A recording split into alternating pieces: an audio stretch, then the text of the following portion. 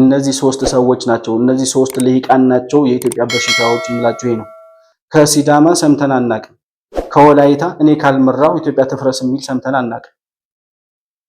ከቤንሻንጉልም ከጋምቤላም እንደዚህ አይነት እብሪተኞች ሲፈጠሩ ሰምተን አናቅም። የኦሮሞ ወጣቶች አንተ እንዳልከው እስከ 7000 ወጣቶች ያለቁለት ዓላማ አንድ በአንድ ቆጥረን እንመልሳለን ያሉትን ወደ ኋላ እየመለሱ ናቸውና ይሄ የፍንፍኔ ጉዳይ ምላሽ ካላገኘ መዘዙ ምን ይሆናል ብለህ ትገምታለህ? አገሪቷ ትፈርሳለች። ይሄ የፍንፍኔ ጉዳይ የስልጣን ባለቤት መሆን ያለበት አማራ ብቻ ነው ብለው የሚያምኑ ሌላው ኢትዮጵያዊ ከታች ሆኖ መገዛት አለበት፣ ገዢዎቹ እኛ መሆን አለብን ብለው የሚያስቡ የአማራ ልሂቃን አሉ የሉም? እነ ጀልቀባ ኦሮሞን ብሊሶሜራ ቢታ ምርግ ፉንዱረ ዱባ ኢላሉ በርባቺሳ ሚቲ ኦሮሞን ጉቱማት ብሊሶሜራ ፔሪድ። ጠላት የሚመጣው በባህር በር በኩል ስለሆነ እንደ አጋጣሚም ሆኖ ደግሞ ከዛ አካባቢ ብዙ ባንዳዎች ከጠላት ጋር አብረው የሚሰሩ ባንዳዎች የሚፈለፈሉበት ቦታ ስለሆነ እና ሉላ አባነጋ የተወለዱበትን ያህል ህወሓት የሚባል የባንዳዎች ቁንጮ የተፈጠረበትም አካባቢ ስለሆነ በትርክቶቻችን ውስጥ የኦሮሞ ጀግኖችን፣ የኦሮሞ ባህልን፣ የኦሮሞ ቋንቋን፣ የኦሮሞን በዚች ሀገር አገር ግንባታ የዋለውን ውለታ በተገቢው ልክ ያለ ማካተት ችግር አለብን ነበረብን።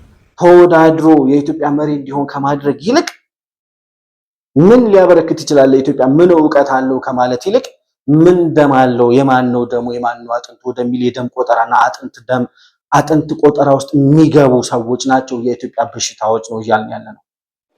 ቀኙ የሰራውን ግራ እያፈረሰው ሁሉም ጦማዳሪ ሆነ ያገሬ ሰው አልቅሶ ከመኖር እድሜ ዘመኑን አይቆነጥጥም ወይ ቀኙ ግራውን አሉት ይባላል። ኦሮሞ የአማራ የትግራይ ልሂቃን ባይኖሩ ኖሮ ኢትዮጵያ በጣም ሰላም ሆና ትኖር ነበር። በእርግጠኝነት ነው መናገር የምችለው ይሄን። በእናንተ የተበደለው፣ በእናንተ የተናቀው፣ በእናንተ የተረሳው፣ በእናንተ የተዋረደው ሌላው ብሔር ብሔረሰብ ኢትዮጵያዊነቱን አልጠላም በጣም በሚገርም ሁኔታ።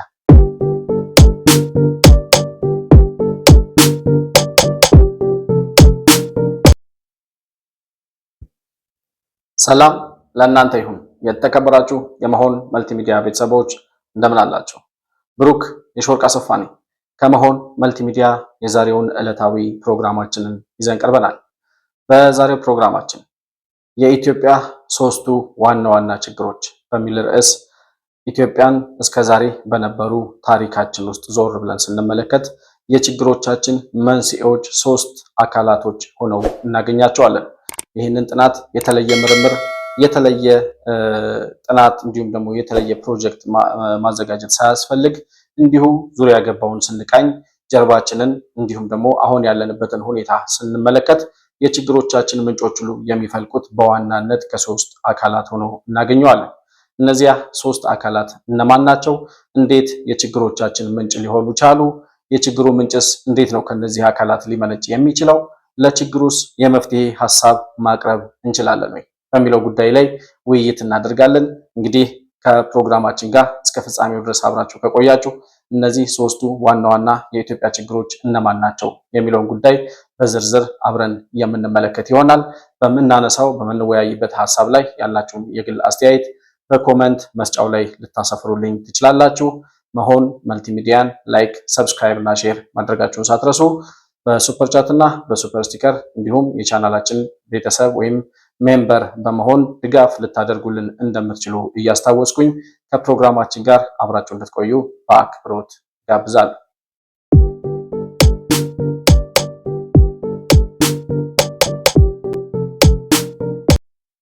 እንግዲህ የኢትዮጵያን ታሪክ ወይም ደግሞ በእኛ ትውልድ ዘመን እንኳን በእኛ እድሜ ካየናቸው በተለይ የፖለቲካ ችግሮቻችን ላይ ዋና ዋና የሆኑ አጀንዳዎችን የሚያመነጩት የሚያፈልቁት የሚወዛገቡት ግራ የሚጋቡትና ህዝቡንም ግራ የሚያጋቡት ሶስት አካላቶች ሆነው አግኝቻቸዋለሁ። እነዚህ ሶስት አካላቶች እናንተም የምታውቋቸው በኢትዮጵያ ታሪክ ውስጥ እኛ ካልመራን በስተቀር እኛ ካልገዛን በስተቀር የሚባባሉ ወይም እኔ ከከሌ እበልጣለሁ እኔ ከሱ እበልጣለሁ እኔ ያለው ኢትዮጵያን የሚመራ ማንም የለም እያሉ እርስ በርሳቸው የሚከራከሩና የሚፎካከሩ እንዲሁም ደግሞ አንዱ ለአንዱ ያለው ንቀትና ጥላቻ በተለይ በኤሊቶቹ ደረጃ በኤሊት ደረጃ የሚጠላሉ፣ የሚነቃቀፉ፣ የሚገፋፉ ሆነው አንደኛው ለአንደኛው ክብር ሳይሰጥ አንዱ ኤሊት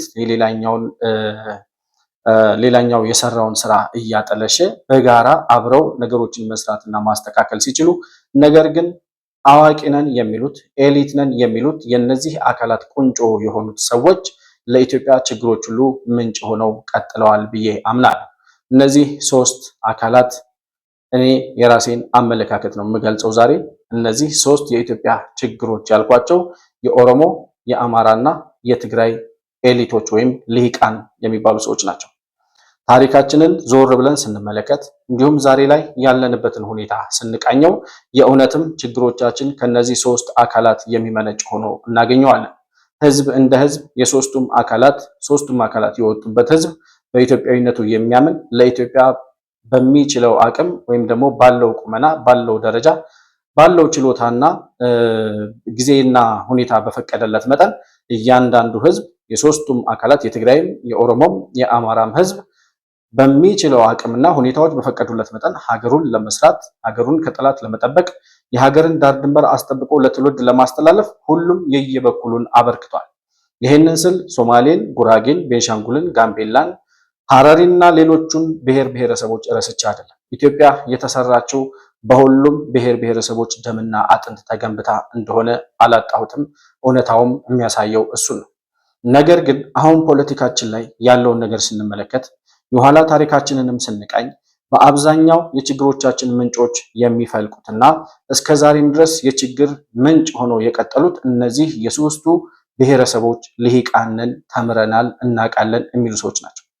የኦሮሞ፣ የአማራና የትግራይ ልሂቃን ሚዲያው ላይ የሚያንቃረሩትና የሚያሽቃረሩት እነሱ ናቸው። እኛ ያልመራናት ሀገር ትፈርሳለች የሚሉት እነሱ ናቸው። አንዱ አንዱን ይጠላል። የኦሮሞ ልሂቃን የአማራውን ልሂቅ ይንቃል። የአማራው የትግራዩን ይንቃል። የትግራዩ የኦሮሞውን ይንቃል። የአማራው የኦሮሞውን ይነቅፋል። በዚህ አይነት የጥላቻ ትብታብ ተተብትበው በዙሪያቸው ያሉትን ሌሎቹን የኢትዮጵያን ህዝቦች ወይም የኢትዮጵያን ብሔር ብሔረሰቦች በጋራ ይዘው መቀጠል ሲችሉ፣ ነገር ግን እነሱ ትልቅ በተለይ ደግሞ ኦሮሞና አማራ በጋራ ሆነው ሌሎቹን ብሔረሰቦች አስተባብረው አንድ ታላቅ ኢትዮጵያን መፍጠር ሲችሉ፣ ነገር ግን አንዳንዴ ከመቶ ዓመት በፊት የሆነ የሞተ የበሰበሰ ታሪክ ይዘው መጥተው በዛ ታሪክ አጥንት እየቆፈሩ ሲናቆሩ ትመለከታላችሁ። ከዛ ሲቀጥል ለምንድነው ልዩነቶቻችሁን ፈታችሁ በጋራ ማትቆሙት ሲባሉ ልዩነቶቻችሁን ተነጋግሮ ለመፍታት እንኳን ምንም አይነት ፍላጎት የማያሳዩ ተምረናል የሚሉ የደናቁርት ስብስብ ሆነው ታገኟቸዋላችሁ። እንዴት ነው እነዚህ ሰዎች የኢትዮጵያ ችግር ሆነው እስከዛሬ ድረስ ሊቀጥሉ የቻሉት? ማን ስለሆኑ ነው? ምን ስለሆኑ ነው? እነዚህ አካላት እስከዛሬ ድረስ እኛ ያልመራነው ሀገር፣ እኛ ያልገዛናት ሀገር፣ እኛ የሌለንበት፣ እኛ ያልተጋኘንበት ወይም ደግሞ እኛ ያልወጠወጥነው ወጥ አይጣፍጥም በሚል ደረጃ ሌላው ብሔር ብሔረሰብ ሌላው ኢትዮጵያዊ ከ70-80% በላይ የሚሆነው ሌላው ኢትዮጵያዊ ጸጥ ብሎ ለሀገሩ በኢትዮጵያዊነቱ እያደረና ለሀገሩ የሚሆነውን ለሀገሩ የሚጠቅመውን ነገር ሁሉ እያዋጣ በእነዚህ ሶስት ብሔሮች ትርምስ ሌላው ብሔረሰብ ሲታመስና ሲተራመስ የሚኖርበት ምክንያትስ ምንድን ነው? በመጀመሪያ ደረጃ ልሂቅነት ማለት ምን ማለት ነው የሚል ነገር መመለስ አለበት። ልሂቅ ማለት ከሌላው ማህበረሰብ በተሻለ ደረጃ ያወቀ፣ የነቃ፣ የተማረ፣ የገባው፣ ያልነቃውን ማንቃት የሚችል የበራለት ኢንተሌክቹዋል የሚባለው ደረጃ ላይ የደረሱ የተማሩ ምሁራን የሚባሉ ሰዎች ናቸው። እንግዲህ እነዚህ ሰዎች ግን ችግር ከማፍለቅ ያለፈ ችግሮቻቸውን በጋራ ተነጋግሮ አንድ ሀገር ስለመስራት ሲነጋገሩ አብዛኛዎቹ የሚባሉት ልሂቃን በተለይ አሁን ፖለቲካው ላይ ያሉት ልሂቃን አንዱ ከአንዱ ጋር ሲነቃቀፍ፣ አንዱ ከአንዱ ጋር ሲገፋፋ፣ አንዱ አንዱን ሲጠላ፣ አንዱ አንዱን ሲንቅና ሲያዋርድ ካልሆነ በስተቀር በጋራ ሲተባበሩ የምናይባቸው መድረኮች በጣም ሬር የሆኑ በተለይ በተቃውሞ ጎራ ላይ ያሉ የሶስቱ ብሔሮች ልሂቃን አሁን ሀገር ላለችበት ቀውስ እንድንዳረግ ያደረጉንና ከዚህ በፊትም የተፈጠሩ ችግሮቻችንን የፈጠሩት እነዚሁ ልሂቃን ሆነው እናገኛቸዋለን። እና ሌላው ብሔረሰብ ድምፁ ለምን አይሰማም? ለምንድን ነው ኢትዮጵያ የእነዚህ ሶስት ብሔሮች ሀገር ብቻ የሆነች ይመስል ሌላው ብሔረሰብ ድምፅ የሌለው ይመስል ሌላው ኢትዮጵያዊ ሶማሌው፣ ወላይታው፣ ጋምቤላው፣ ሲዳማው፣ ቤንሻንጉሉ ሌላው ኢትዮጵያዊ ጸጥ ብሎ በሀገሩ ዳር ድንበር መከበር ላይ ሳይደራደርና ሳይከራከር በሰላም እየኖረ ባለበት ሁኔታ አንዴ አንዱ እገነጠላለሁ፣ አንዴ አንዱን አፈርሳለሁ። ጭራሽ የህወሓት ልሂቃን የሚባሉት ደግሞ የትግራይ ልሂቃን የሚባሉት ሰዎች ደግሞ ኢትዮጵያን ካላፈረስን እንቅልፍ አንተኛም ይላል። የኦሮሞ ልሂቃን በዚህ በኩል እኛ ያልነው ካልሆነ በስተቀር ኢትዮጵያ ውስጥ የሚደረግ ነገር የለም ከዚህ በኋላ ይላል። አማራው እኔ የሌለሁበት ስልጣን እንዴት ብሎ ኢትዮጵያን ሊመራ ይችላል ይላል። ማናችሁ እናንተ? ማወቅ ያደነቆራችሁ፣ ማወቅ ያደነዘዛችሁ፣ መማር ያጨለመባችሁ ምን አይነት ፍጡራን ብትሆኑ ነው እናንተ? ስለ ሌላው ኢትዮጵያዊ አታስቡም ወይ? ሌላው ኢትዮጵያዊ ስለ እናንተ ምን እያለን ያለው? ሌላው ኢትዮጵያዊ በኢትዮጵያዊነቱ ሳይደራደር እየኖረ እያለ እናንተ በየጊዜው እየተነሳችሁ 130 ሚሊዮን ህዝብ የሚኖርባትን ሀገር ስትፈልጉ እናፈርሳታለን፣ ስትፈልጉ እንገነባታለን የምትሉበት ምክንያት ማን ስለሆናችሁ ነው እናንተ? አሁን በኮቴሽን ውስጥ እንድታስገቡልኝ የምፈልገው ነገር እያወራሁ ያለሁት ስለ ኦሮሞ፣ ስለ አማራና ስለ ትግራይ ልሂቃን ስለሚባሉት አካላት ነው። ኮታንኮት ህዝብ እንደ ህዝብ በኢትዮጵያዊነቱ ላይ ችግር የለበትም። በኢትዮጵያዊነቱ ላይ አይደራደርም። ሁሉም ኢትዮጵያዊ ቅድም እንዳልኩት በደምና በአጥንቱ ዋጋ ከፍሎ ሀገርን፣ ነፃ ሀገርን አስረክቦን አልፈዋል። ዛሬ ያለው የደናቁርት ስብስብ ሀገርን ማፍረስ እንደ ትልቅ ጀብድ የሚቆጥር፣ መስማማትን እንደ ጅልነት፣ ልዩነትን ይዞ በጋራ መስራትን እንደ ሞኝነት የሚቆጥር፣ ልዩነትን ያሉትን ነገር ብቻ እያውለበለቡ ሀገር ሰላም እንዳትሆን፣ ሀገር እንድትበጠበጥ፣ ዜጎች በሰላም ወጥተው እንዳይገቡ እያደረጉን ያሉት እኔ ያልኩት ካልተፈጸመ እዚህ ሀገር ላይ ሰላም አይኖርም ብለው የማሉት የዚህ ሶስት ብሔሮች ልሂቃን ነን የሚሉ ሰዎች ናቸው። ማሳያ መጥቀስ እንችላለን። በቅርቡ ጠቅላይ ሚኒስትር ዶክተር አብይ አህመድ በፓርላማ በኦሮሚያ ቴሌቪዥን በኦቢኤን እና በአማራ ቴሌቪዥን ቆይታ አድርገው ነበረ። በዛ ቆይታቸው ላይ ያነሷቸው ነጥቦች አሉ። እነዚህ ያነሷቸው ነጥቦች ለተወሰነ ለማሳያ እንዲሆነን የተወሰኑ ነጥቦችን 1 2 3 ነጥቦችን እናነሳለን። በመጀመሪያ ደረጃ ከትላንት በስቲያ በኦቢኤን ቴሌቪዥን ላይ በኦሮሚያ ብሮድካስቲንግ ኔትወርክ ላይ ማለት ነው በነበራቸው በኦሮምኛ በተላለፈው ቃለ መጠይቅ ላይ ያነሷቸው ነጥቦች አሉ። ከዛ ውስጥ እንግዲህ ስለ ኦሮሞ ነፃነት ያነሳሉ ጠቅላይ ሚኒስትር ዶክተር አብይ አህመድ። የኦሮሞ ነፃነት ወይም ደግሞ የኦሮሞ ህዝብ ነፃነቱን አግኝቷል። የኦሮሞ ህዝብ ነፃነት ያገኘው ስልጣን በማግኘት ብቻ አይደለም፣ ወይም የኦሮሞ ነፃነት ስልጣን በማግኘት ብቻ የሚገለጽ አይደለም። የኦሮሞ ነፃነት የተረጋገጠው የአእምሮ ነፃነቱን ስላገኘ ነው። የማሰብ ነፃነቱን፣ በሰላም የመኖር በቋንቋው የመናገር በማንነቱ ያለማፈርና ያለማሸማቀቅ መብቱን ተጎናጽፏል፣ ነፃነቱን አግኝቷል ይላል ጠቅላይ ሚኒስትሩ። inni jalqabaa Oromoon bilisoomeera. Bita, mirga, fuuldura, duuba ilaaluun barbaachisaa miti. Oromoon guutummaatti bilisoomeera. Period. Oromoo bilisoomsuuf har'a qabsaa'uun gowwummaadha. Bilisummaa qaamaan mul'atu, bilisummaa aangoo qabachuudhaan mul'atu duwwaa miti. Oromoon sammuunsaa bilisoomee jira. Dhaloonni har'a ijoolleen keenya afaan ofii dubbatachaa karaarra deemu akka kee kaleessaa kan qaanaan sitti fakkaata? Waan dubbataniif duuba ilaalaa kan deeman sitti fakkaata?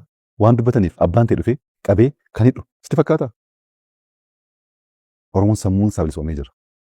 Gaaffii qaba nama waan ta'e guddachuu barbaada. Hawwii garaagaraa ni qabaata. Hawwiin sun mirkanaa'uuf yeroo fudhata. Qabsoo barbaada. Naa galan Oromoon sammuunsaa bilisoomeera. Oromoon garbummaa kaleessaa irraa bilisoome duwwaa miti garuu injifannoon har'a. Kana booda gonka Oromoon garbamuu hin danda'u. Isa kaleessaa irraa bilisoomeera. Kana booddee immoo Oromoo garbata akka kaleessaa saamuu hin danda'a akka kaleessaa buqqisee lafa isaa saammachuu hin danda'a akka kaleessaa namni jedhee yaadu gareen jedhee yaadu gowwaadha. Oromoon kana keessa darbee jira. አሁን የኦሮሞ ጥያቄ አልተመለሰም የሚል ሰው ካለ ይምጣና ይሄ ጥያቄው አልተመለሰም ብሎ መናገር አንድ ጉዳይ ነው። የኦሮሞ ልሂቃንን የሚሉ ደናቁርት ይመጡና እዚህ ጋር ምን ያወራሉ? የኦሮሞ ጥያቄ ገና አንዱም ሳይነካ ይላሉ። የትኛው ነው አንዱም ያልተነካው? የቱ ነበር የኦሮሞ ጥያቄ? ኦሮሞን እንገነጥላለን ብለው የተነሱት እነ ሌንጮ ለታ እኮ 2016 ዓመተ ምህረት ላይ የኦሮሞ ፌዴራሊስት ኮንግረስ ነው ምናምን የሚባል ፓርቲ ሲያቋቁሙ ኦኤፍሲ የነ መራራ ጉዲና መሰለኝ እነ ሌንጮ ለታ ያቋቋሙት ኦዴግ ነው የኦሮሞ ዲሞክራቲክ ግንባር ምናምን የሚባል ፓርቲ ሲያቋቁሙ እንገነጥላለን የኦሮሞ ጥያቄ የነጻነት ጥያቄ ነው ሀገር የመሆን ጥያቄ ነው ብለው የተነሱት ሰዎች 2016 ዓመተ ምህረት ጀምሮ የኦሮሞ ጥያቄ በኢትዮጵያ ጥላ ስር ይፈታል ከሌላው ኢትዮጵያዊ ጋር በጋራ ሆኖ መፈታት የሚችል ጥያቄ ነው ብለው ጥያቄያቸውን ስበዋል። የትኛው ጥያቄ ነው ዛሬ ያልተመለሰው? እንዴት ነው ኦሮሞ ዛሬ ነፃ ያልወጣው? ዛሬ የኦሮሞ ህዝብ በመሬቱ ላይ የሚያዝበት ሰው አለ? በክልሉ ላይ ከነሽመልስ አብዲሳ በስተቀር ጣልቃ ገብቶ ይሄንን እንዲያርግ ይሄንን እንደዚህ ወስን ይሄንን በዚህ አድርግ የሚለው ሰው አለ? በህወሓት ዘመን እንደነበረው የእጅ አዙር አገዛዝ ዛሬ የኦሮሞን አስተዳደሮች ሽመልስ አብዲሳን ይሄንን እንደዚህ አድርግ ብሎ ከፌዴራሉ በኩል የሚያዘው አካል አለ? ወይም የበላይ ፓርቲ ሆኖ ልክ እንደ ህወሓት በአሻንጉሊትነት የፈለፈላቸው ፓርቲዎች ናቸው ኦሮሚያና ሌሎቹን ክልሎች እያስተዳደሩ ያሉት? የኦሮሞ ህዝብ ጥያቄ በቋንቋው የመናገር በቋንቋው የመኖር በቋንቋው የመማር በሀገሩ ላይ በእኩልነት የመታየት ባበረከተው አስተዋጽኦ ልክ እውቅና መጠየቅ እነዚህ አልነበሩም ጥያቄዎቹ? ምንድነው ያልተመለሰው ጥያቄ? እንደማንኛውም ህዝብ የአስተዳደር ጥያቄ የእድገት ጥያቄ የኢኮኖሚ ጥያቄ ሊኖርበት ይችላል። እነዚህ ጥያቄዎች በሂደት የሚፈቱ ናቸው። እነዚህ ጥያቄዎች በኢትዮጵያ ጥላ ስር እንዳይፈቱ የሚያስችላቸው ምንም አይነት ግራውንድ ላይ የተቀመጠ ምክንያት የለም። ስለዚህ መሰረታዊ የሆነው የኦሮሞ ጥያቄ በሀገሩ የሀገርነት እውቅና ይሰጠኝ ነው። በሀገሬ ላይ ባለ ሀገር መሆኔን ኢትዮጵያን መስራቴን የሚያረጋግጥልኝ እውቅና ይሰጠኝ ነው የኦሮሞ ጥያቄ ይሄ ነው። ዲያቆን ዳንኤል ክብረት የሆነ ጊዜ በነበራቸው ኢንተርቪው ላይ ምንድነው የኦሮሞ ጥያቄ ወይም ደግሞ ኢትዮጵያ የሁሉንም ብሔር ብሔረሰቦች ማንነትና ባበረከቱት አስተዋጽኦ ልክ እውቅና አለመስጠቷን በዛም ልክ ደግሞ በተለይ የኦሮሞ ጥያቄ እኔ ባበረከትኩት ለኢትዮጵያ ባበረከትኩት አስተዋጽኦ ልክ እውቅና አልተሰጠኝም፣ እኔ ኢትዮጵያ የምትባለውን አገር ሳይ እዛ ውስጥ የኔን ማንነት እያየሁ አይደለም የሚል ጥያቄ ይዞ ተነስቶ ነው አካቱኝ በኢትዮጵያ ውስጥ በኢትዮጵያ ታሪክ ውስጥ እኔም አለሁኝ ታሪኩን እንዳልሰራ ኢትዮጵያን እንዳልገነባ እኔን አገር አልባ ልታደርጉኝ አትሞክሩ ኢትዮጵያን ከሰሩት ኢትዮጵያን መካከል አንዱ እኔ ነኝ የሚል ጥያቄ ነው የኦሮሞ ጥያቄ ብለው ሲናገሩ ነበር። የኦሮሞ ህዝብ ማን ሀገር ቀምቶት ነው የሀገር ባለቤትነት ጥያቄ የሚያነሳው? በትርክቶቻችን ውስጥ ነው እሱ የተፈጠረው። በነገራችን ላይ በትርክቶቻችን ውስጥ የኦሮሞ ጀግኖችን የኦሮሞ ባህልን የኦሮሞ ቋንቋን የኦሮሞን በዚች ሀገር አገር ግንባታ የዋለውን ውለታ በተገቢው ልክ ያለ ማካተት ችግር አለብን ነበረብን። ይሄ የኦሮሞን ብቻ አይደለም፣ ሌሎች የኢትዮጵያን ህዝቦችም እንደዚሁ ነው። የሀገር ባለቤትነት ማለት እኮ ሌላ ነገር የለውም። መሬት ባለቤትነትማ 1967 መሬት ሲታወጅ አልቋል እኮ። ያኔ መሬት ላራሹ ሲባል አራሹ ሆነ ሁሉ መሬት ደርሶታል። አገር የምትለው ግን አንተ ያንተን እምርቶች ያንተን ባህል ያንተን ትርክት ያንተን አፈታሪኮች ያንተን ሴቶች እዛ ውስጥ ተካተው ስታገኛቸው ቅድም ያልከው ነው። የኛ የትርክትና የታሪክ ወይም የሀገር መንግስት የትርክት ጉዳይ በአቅጣጫ ሰሜን፣ በመደብ የላይኛው መደብ፣ በሃይማኖት ክርስትናን መሰረት አድርጎ ነው የሚጓዘው። በዚህ ምክንያት ይሄ ያገለላቸው አካላት አሉ። የአካታችነት ጥያቄ ነው የሀገር ባለቤትነት ጥያቄ። በነገራችን ላይ እኔ ሰርቼ እኔ ታግዬ እኔ ተዋግቼ እኔ ልጆች ተዋግተው ጣሊያን ቢመጣ ደርቡሽ ቢመጣ እንግሊዝ ቢመጣ ግብጽ ቢመጣ ቱርክ ቢመጣ ዋጋ ከፍዬ እንዴ ማነው አጼ ሰርጸ ድንግል እኮ ከቱርኮች ጋር ታግላችሁ ድንበራችንን ጠብቁ ብሎ 500 የኦሮሞ ፈረሰኛ ሰራዊት ኤርትራ ላይ ያስቀምጡ ነበር። ይሄንን ዋጋ ሳልሰጠው በኢትዮጵያ ስነ ጽሁፍ፣ በኢትዮጵያ ታሪክ፣ በኢትዮጵያ የእምነት ጉዞ፣ በኢትዮጵያ የባህል ጉዞ፣ በኢትዮጵያ የመንግስት ግንባታ ጉዞ ውስጥ ተገቢውን ቦታ የማግኘት ጉዳይ ነው የሀገር ባለቤትነት ጉዳይ። ይሄንን ስጡኝ እያለ ያለው ደግሞ ሳይሰራ አይደለም እኮ ያደረኩትን እውቅና አምጡ አድርጌያለሁ። ኢትዮጵያ እንድትሆን ያደረኩት አንዱ እኔ ነኝ። የኔ ማስተዋጽኦ አለበት። ለምንድን ነው ከዚህ ውስጥ ባዶ የምታደርጉት? ምን ማለት መሰለህ፣ ለምሳሌ አሁን እዚህ አራታችን አለን እዚህ ስቱዲዮ ውስጥ አንድ ሰው መጥቶ እዛ ጋር ፎቶ አነሳ። ፎቶ ሲያነሳ እሱን ቆርጦታል። ከዛ ፎቶ ታጥቦ መጣ ተለጠፈ እና የፋና ስቱዲዮ ሰራተኞች መጥተው እስቲ ፎቶአችሁን ሲሉ ሶስታችን ያለን እሱ ምን የሚል ይመስላል? እኔ እሄዳለሁ ነበርኩ ስቀርጽ እየታደረገ አሁን ፎቶ አንሺው ነው ችግሩ። አንድ ፎቶ አንሺው አንስቶት አጣቢው ነው ችግሩ። ሁለት አጣቢውም አጥቦት ለጣፊው ቆርጦት ነው። ሶስት ስለዚህ አካቱ ነበርኳ ባይኖርሽ ነበርኩ። ይሄ ነው ኦሮሞን ህዝብ የገጠመው። ነበርኩ በታሪኩ ውስጥ ፎቶ ስታነሱ ግን እኔን ገንጥላችሁ አነሳችሁ። ስለዚህ አካቱ አለ። ሁለተኛው ቅድም እንዳነሳሁ ደግሞ በዚህ አብሮ የሚመለስ ኢትዮጵያ ውስጥ እኩል ሆኜ በልኬ እና በአስተዋጽኦ ልክ ስልጣንም በለው ኢኮኖሚውንም በለው ምንም በለው እኩል ድርሻ ይሰጠኝ። እኩል ሆን ልብለጥ አላለም። እውነት እኔ ብዙ ስለሆንኩ ከወላይታው መብለጥ አለብኝ፣ ከቤኒሻንጉል መብለጥ አለብኝ። ያ እኩል የመታየት መብት የፍትህ ጥያቄ ማለት ነው አለኝ ነው እንጂ ኢትዮጵያ የምትባል ሀገር አታስፈልገኝም እና ልገንጠል እንዴ? ማን የሰራት ሀገር ማን ይገነጠላል? ግንዱ ማን ሆኖ ነው የሚገነጠለው? እንዴ ግንዱ እኮ ነው እሱ። ግንድ መች ተገንጥሎ ያውቃል? ቅርንጫፍ ነው እንጂ ሊገንጠል እንኳን ካለ ሊገነጠል የሚችለው አላለም እኮ። ግን ተገቢውን ቦታ አሰጣችሁ። የፍትህ ጥያቄ፣ የእኩልነት ጥያቄ፣ የባለቤትነት ጥያቄ ሲረጋገጥ ይህ ጥያቄ ካልተረጋገጠ የዚህ ህዝብ ዕጣ ፈንታ መገንጠል ሆኖ ቢቀር ምንድን ነው ኃጢአቱ የሚል ጥያቄ ያላቸው ሊቀናሉ። ይኸውልህ መገንጠል አይሆንማ፣ ግንድ ነው አይገነጠልም። ታግሎ ያረጋግጠዋል። ስለዚህ የኦነግን ጥያቄ የኦሮሞን ህዝብ ጥያቄ ከኢትዮጵያ የነጠለና ውስብስብ አድርጎ አቀረበ ያሉት እሳቤው አሁን የነገሩን ነው ማለት ነው። አዎ ነጠለውና የማይተገበር ከኦሮሞ ህዝብ ጠባይ ጋር የማይሄድ ያልጠየቀውን ጥያቄ ስለጠየቀ እኮ ነው ሊሳካለት ያልቻለው። ያልጠየቀውን ኦህዴድ ምንድን ነው ያደረገው? የጠየቀውን ጥያቄ እነዚህ ሁለቱን ይዞ መጣ። በኢትዮጵያዊነት ማዕቀፍ አስፈጸመ። ከዚህ ውጪ ሌላ የሚያነሳው ጥያቄ አለ? የምታነሱት ጥያቄ ካለ ከዚህ ውጪ አሁን ዲያቆን ዳንኤል ክብረት በምሳሌ ጭምር ካስረዱን ጥያቄ ውጪ ይሄ ነው የኦሮሞ ጥያቄ፣ አሁንም የብልጽግና መንግስት ከመጣ በኋላ ያልተመለሱ ጥያቄዎቹ እነዚህ ናቸው፣ 1 2 3 4 ብሎ ወላ ጀዋር መሐመድ ወላ ምናምን ወላ የደናቁርት ምናምን ጥሩና ኤሊት ነን የሚሉ ደናቁርትን ጥሩና የኦሮሞ ህዝብ ሰላም እንዳያገኝ ዛሬም ነፃነት አልተመለሰም እያሉት ያሉትን ሰዎች ምንድነው ነፃነት ብላችሁ ጠይቋቸው። ምንድነው ነፃነት? ምንድነው ያልተመለሰው ጥያቄ? የትኛው ነው ወያኔ እያለ ኦሮሞ አግኝቶት የነበረው ጥያቄ? ወያኔ ከሄደ በኋላ የተነፈገው ማንነትና መብት ምንድነው? አሁን ያለው መንግስት የከለከለውና ያልሰጠው እንደ ሀገር ከኢትዮጵያ ጋር እንዳይኖር የሚያደርገው ምክንያት ምንድነው? የኦሮሞ ህዝብ ይህን ጥያቄ የሚመልሱ የኦሮሞ ልሂቃን የሉ።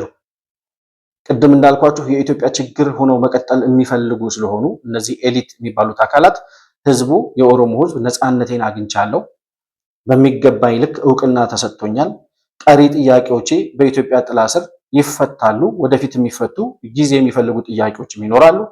ለአሁኑ ግን በኢትዮጵያዊነቴ እውቅና ተሰጥቶኛል፣ ጥያቄ ተመልሶልኛል ብሎ በሰላም እየኖረ ባለበት ሁኔታ አሁንም ጥያቄው አልተመለሰም።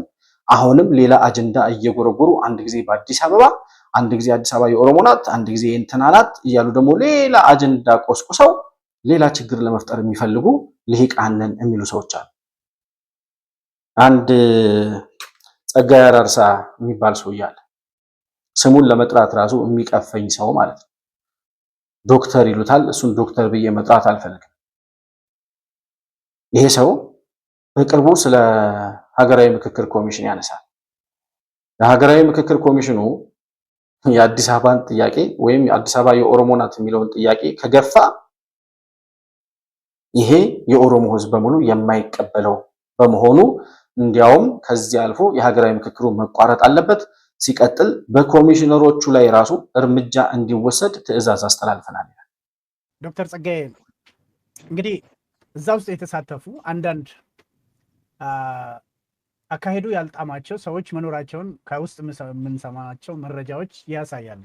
እነኚህ እዛ ውስጥ ሆናችሁ ዋና ከተማችሁን ከምትሸጡ ለቃችሁ ውጡ የሚል መልእክት እያስተላለፍክ ነውና እንግዲህ በጥቅምም መታሰር አለ፣ እንደገና ደግሞ ፍራቻም አለ በአሁኑ ሰዓትና ይሄ ነገር ገፍቶ ተግባራዊ ከሆነ አሁን ያለው ሁኔታ ወይ ራሷን ታስተዳድር የኦሮሞን ፍራቻ ስላለ በመጠኑም ቢሆን የፌዴራል መንግስት ትሆን የሚል ነገርም እየተነሳ ነውና የኦሮሞ ወጣቶች አንተ እንዳልከው እስከ 7000 ወጣቶች ያለቁለት ዓላማ አንድ ባንድ ቆጥረን እንመልሳለን ያሉትን ወደ ኋላ እየመለሱ ናቸውና ይሄ የፍንፍኔ ጉዳይ ምላሽ ካላገኘ መዘዙ ምን ይሆናል ብለህ ትገምታለህ? አገሪቷ ትፈርሳለች። ይሄ የፍንፍኔ ጉዳይ አሁን ዛሬ የመንግስት አፈናን ፈርተው ጥቅማችን ይቀርብናል ብለው በለሆሳስ የኦሮሞን ጉዳይ ሬ ነገር አደጋለሁ ምናምን እያሉ የሚያወሩት ሰዎች ከዛ የባሰ አደጋ ይገጥማቸዋል። ዝም ብለን አናይም። ሰራዊቱም ከጫካ በከተማው ላይ አደጋ ሊያደርስ ይችላል። ከአሁን ጀምሮ እንደዚህ አይነት ውይይቶች ተደርገዋል። ኦልሬዲ ሰራዊቱ በቀጥታ ከተማው ላይ ያነጣጠረ ጥቃት ማድረግ አለበት። በተለይ ኮሚሽኑ ላይ ያነጣጠረ በግለሰብ ደረጃም ይሁን በአባሎች ላይ እንደ ተቋም ያነጣጠረ እርምጃ እንዲወስድ ጥሪ ተላልፏል። ኦልሬዲ አክቹሊ ይሄ ይደረጋል። አንድ ዝም ብሎ የማይ ትውልድ የለም በዚህ ጉዳይ ላይ የኦሮሞ ቄሮ፣ የኦሮሞ ወጣት፣ የኦሮሞ ህዝብ በአጠቃላይ ይነሳል። የኦሮሞ ፖለቲካ መሪዎች፣ የሲቪል ፖለቲካ የሚያራምዱት ማለት ነው፣ የኦሮሞ ልሂቃን፣ የኦሮሞ አክቲቪስቶች፣ የኦሮሞ ምሁራን ለህዝቡ ታላቅ ጥሪ እያስተላልፉ ነው። ምክንያቱም በእሳት ፊት በታንክ ፊት ቆመህ በሄሊኮፕተር ምናምን አይደል እንደ ቢሾፍቱ ላይ ያለቁት ልጆቻችን በዛ ፊት ቆሞ ፍንፍኔ የኦሮሞ ነች ያለ ወጣት ያልፈራ ዛሬ የአብይ አህመድ መንግስት በ10,000 ቦታ በጦርነት የተያዘ መንግስት የኦሮሞን ህዝብ ደብድቦ መሬቱን ይነጥቃል ብለው የሚያስቡ ከሆነ አይ ቲንክ ተሳስተዋል። ማነህ አንተ በምክክር ኮሚሽን ኮሚሽነሮቹ ላይ እርምጃ እንዲወሰድ አውስትራሊያ እና አሜሪካ ካናዳ ተቀምጠህ አንተ እከሌ ላይ እርምጃ ወሰዱ እከሌ እንዲያርጉ የምትለው አንተ የድንጋዮች ሁሉ የማዕዘን ድንጋይ መሆን የምትችለው የደናቁርት ምልክት ማነህ አንተ በኢትዮጵያዊ ላይ መወሰን የምትፈልገው ማነህ አንተ? የኦሮሞ ህዝብ ማን ወኪል አድርጎ ነው አንተ? ወያኔ ያስቀመጠውን አዲስ አበባ የኦሮሞ ናት የሚል ጥያቄ እነ እስክንድር ነጋ አዲስ አበባ የአማራ ናት የሚል ጥያቄ ይዘው እንዲመጡ ከዛ ሲቀጥል ደግሞ እነ ጀዋር መሐመድ አዲስ አበባ የኦሮሞ ናት የሚለውን ጥያቄ እያራገቡ ኦሮሞና አማራ ሰላም እንዳይኖር እየተቀበረልህም ፈንጅ በየጊዜው እየረገጥክ የምትፈነዳ ደናቁርት ሁሉ ዛሬ የኦሮሞና የአማራ ህዝብ ሌላው ኢትዮጵያዊ በሰላም እንዳይኖር ዛሬም ያንኑ የተቀበረ ፈንጅ እየረገጣችሁ ናቸው ያላችሁት። በጣም የሚያሳዝነው ነገር የሀገራዊ ምክክር ኮሚሽኑ 4000 ሰዎች በመላው ኢትዮጵያ በአራቱም አቅጣጫ የተወከሉበት ሁሉም ብሔር ብሔረሰቦች የተሳተፉበት ሴት፣ ወንድ፣ አረጋዊ፣ አዛውንት፣ ወጣት ሳይል በጋራ የሚካፈሉበትና የሚመካከሩበት መድረክ ተዘጋጅቶ ኢትዮጵያን ችግሮቻችንን በጋራ ፈተን እንሻገር ሲባል አይ በምክክር ችግራችን መፈታት የለበትም የሚሉ ደናቁርት እኮ ናቸው እነዚህ። እና አዲስ አበባ ላይ የሚፈጠረውን ሽብር እንዴት እንደሚፈጠር ጭራሽ ምን ያወራል ሰውዬ? ኦላ የሚባለው ይሄ ኦነግ ሸኔ በአዲስ አበባ ከተማ ላይ እርምጃ እንዲወስድ ትዕዛዝ ተላልፏል ይላል። አቅማችሁን አታቁም፣ ያላችሁን ነገር አታቁም፣ ማንነታችሁን አታቁም። ራሳችሁ በምታወሩት ውሸት ተጠልፋችሁ ለራሳችሁ የምትነግሩት የተሳሳተ ማንነት ይዟችሁ ገደል እየገባ ያለ ምንም የሆናችሁ ሰዎች መሆናችሁን ልንነግራችሁ እንፈልጋለን። እናንተ ምንም ናችሁ። ውጭ ሀገር ሆናችሁ የምትለፈልፉ በብሔርተኝነት የተሰለፋችሁ የትኛውም ብሔር ልሂቃን፣ በተለይ የኦሮሞ፣ የአማራ፣ የትግራይ ልሂቃን ሌላው ኢትዮጵያዊ በሰላም እንዳይኖር የምታደርጉ ባወቃችሁ ቁጥር የምትደነቁሩ ስለ አንድነት ሳይሆን ስለ መከፋፈል እድሜ ልካችሁ እንዳወራችሁ የምትሞቱ ከማውራት በስተቀር ጠብ የሚል ጠቃሚ ነገር ለሀገር ሰርታችሁ ማታቁ ልክ ባህር ውስጥ እድሜ ልኩን ኑሮ እንደማይረሰውና ዋና እንደማይችለው ድንጋይ ፖለቲካ ውስጥ እድሜ ልካችሁን ኖራችሁ ፖለቲካ ምን ማለት እንደሆነ ሊገባችሁ የማይችል ደናቁርት ናችሁ እናንተ። እና በጣም ያሳፍራል። የሰው ልጅ በምክክር ችግሮቻችን እንፍታ ሲባል 130 ሚሊዮን ህዝብ የሚኖርባትን ሀገር የዚችን ሀገር ዋና ከተማ የኛ ከተማ ካልሆነች ማን አንተ? ማን ነው የኦሮሞ ወኪል ያደረገ አንተ? የኦሮሞ ልሂቃን አዳራሽ ገብተው እየመከሩ ነው ያሉት። የኦሮሞ ልጆች ስለ ኢትዮጵያ የሚያስቡ የኢትዮጵያን ነገ የሚያልሙ ከራሳቸው አንጻር ብቻ ሳይሆን ለሀገር ከሚጠቅመው አንጻር ማሰብ የሚችሉ ሁሉንም ኢትዮጵያ እኩል አድርጋ በሰላምና በአንድነት ልታኖር የምትችል ኢትዮጵያን ለመገንባት እየመከሩ ናቸው ያሉት። እናንተ ውጭ ሀገር ሆናችሁ የምትለፈልፉ ሰዎች ግን የእውነት መናገር የምፈልገው እናንተ ባትኖሩ የኦሮሞ፣ የአማራ፣ የትግራይ ልሂቃን ባይኖሩ ኖሮ ኢትዮጵያ በጣም ሰላም ሆና ትኖር ነበር። በእርግጠኝነት ነው መናገር የምችለው ይሄን። በእናንተ የተበደለው፣ በእናንተ የተናቀው፣ በእናንተ የተረሳው፣ በእናንተ የተዋረደው ሌላው ብሔር ብሔረሰብ ኢትዮጵያዊነቱን አልጠላም። በጣም በሚገርም ሁኔታ እናንተ መሪ ነን ብላችሁ፣ እናንተ ብዙ ነን ብላችሁ ሲጀመር እመጣለሁ ወደ ትግራይ ልሂቃን። ነገር ግን አማራና ኦሮሞ በቁጥር ብዙ ነን። ስለዚህ እኛ ያልነው ካልሆነ በስተቀር አዲስ አበባ የኛ ካልሆነች በስተቀር እንትና የኛ ካልሆነ በስተቀር መሪዎቹ እኛ ካልሆነ በስተቀር እኛ ያልመራናት ሀገር አትኖርም። እንዲህ አይነት ቅርሻት እያቀረሻችሁ ሀገርን የምታቆሽሹ፣ ማህበረሰቡን የምታደነዝዙ፣ በሰላምና በፍቅር የሚኖረውን ህዝብ በየቀኑ የጥላቻ ቁርሾ በሆዱ ውስጥ እንዲቋጥር እያደረጋችሁ ሀገር ሰላም እንዳትኖር እያደረጋችሁ ያላችሁት እናንተ 3 ልሂቃን ነን የምትሉ ሰዎች ናቸው። ሀገር በምክክር ላይ ነው ያለችው። የአዲስ አበባ ጥያቄ ይሁን የፌዴራሊዝም ጥያቄ ይሁን የባንዲራ ጥያቄ፣ የክልል ጥያቄ፣ የፈለከው አይነት ጥያቄ ይምጣ፣ ያ ጥያቄ አዳራሽ ገብቶ እንዲመከርበት ነው የተፈለገው። እየተመከረበት ነው ያለው። ከዚህ አዳራሽ ማጆሪቲ ቮት ከ75% በላይ አግኝቶ የሚወጣው የትኛውም አጀንዳ ተግባራዊ ይሆናል። በእርግጠኝነት መናገር የምንችለው ግን እዚህ አዳራሽ ውስጥ ያሉ 4000 ሰዎች በእርግጠኝነት ለአንድ ብሔር ያደላ፣ ለአንድ ቡድን የሚወግን፣ ለአንድ ሃይማኖት፣ ለአንድ ዘር፣ ለአንድ ብሔር፣ ለአንድ ፖለቲካ ፓርቲ የሚሰራ ሳይሆን ለኢትዮጵያ የሚጠቅም አይዲያ እና ምክረ ሐሳብ ይዘው እንደሚወጡ፣ ይሄ ምክረ ሐሳብም ለቀጣዩ የኢትዮጵያ ትውልዶች ለ2-3 ትውልድ ለቀጣዩ 100 ዓመት የሚጠቅም ፋይዳ ያለው ጉባኤ እንደሚሆንና ምክረ ሐሳብ ይዘው እንደሚመጡ በእርግጠኝነት መናገር ይችላል። እናንተ ታወራላችሁ፣ ኢትዮጵያ እየመከረች ችግሮቿን እየፈታች ትቀጥላለች። በሁለተኛ ደረጃ ወደ አማራ ልሂቃን ወደሚባሉ ሰዎች እንሄዳለን። የአማራ ልሂቃን ነን የሚሉት ሰዎች እንግዲህ ብዙ ትርክቶች ተሰርተዋል በአማራ ላይ፣ በአማራ ህዝብ ላይ።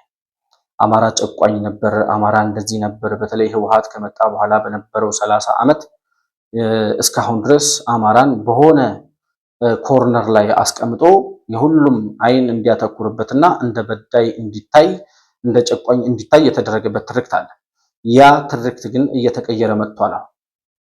አማራ የሚባል ጨቋኝ ብሔረሰብ እንዳልነበር፣ ጨቋኝም ከሆነ ደግሞ ገዢው መደብ ላይ የነበሩት እነማን ናቸው የሚለውን ነገር አጥርቶ ማየት የሚችል ሰው በአማራ ማንነት ላይ የተመዘገበ ወይም ኢትዮጵያን በመሪነት እያስተዳደረ በዋና በነገስታቱም ዘመን ይሁን አሁን ከደርግ በኋላ ባሉትም የዘመናዊት ኢትዮጵያ ፖለቲካ አስተዳደር ውስጥ በዋናነት የአማራን ማንነት ይዞ ስልጣን የያዘና ሌላውን ብሔር ሲጨቁን የነበረ እንደ ብሔረሰብ ይህን ሲያደርግ የነበረ አካል የለም። ነገር ግን ይህንን የተጠቀሙበት ሌሎች እንደ ወያኔ አይነት የአማራ ህዝብ በኢትዮጵያዊነቱ የቆመ ነው ስለሚባል ከኢትዮጵያዊነቱ ለማውረድ እና ከዚያ ስነ ልቦና ለማሸሽ ወይም ለማራቅ ሲፈልጉ ያደረጉት ትርክት እንደሆነ ይታወቃል።